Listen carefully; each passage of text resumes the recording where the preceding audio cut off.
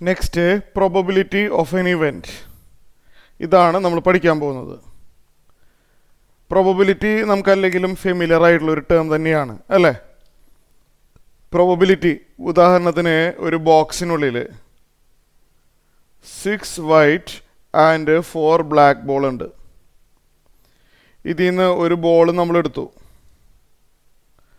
അത് വൈറ്റ് ആവാനുള്ള പ്രോബബിലിറ്റി അറിയാമല്ലോ. എന്താണ്? ഒരു ബോൾ എടുത്തു, അത് വൈറ്റ് ആവാനുള്ള ചാൻസ്. അങ്ങനെ പറയുമ്പോൾ നമ്മൾ എന്ത് ചെയ്യും?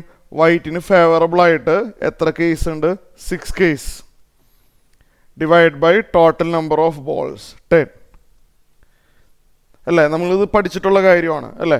ഇപ്പോൾ പ്രോബബിലിറ്റി എന്ന് പറഞ്ഞു കഴിഞ്ഞാൽ number of favourable case divide by total number of case. അതാണ് ഫോർമുല. അപ്പോൾ ഫോർമുല ബൈ ഹാർട്ടാക്കി വെക്കുക. പ്രോബബിലിറ്റി ഈക്വൽ ടു എന്താണ്? Number of favourable case divide by total number of cases ആണ് വരുന്നത്. ഓക്കെ, അപ്പോൾ അത് ഓർത്ത് വെക്കുക.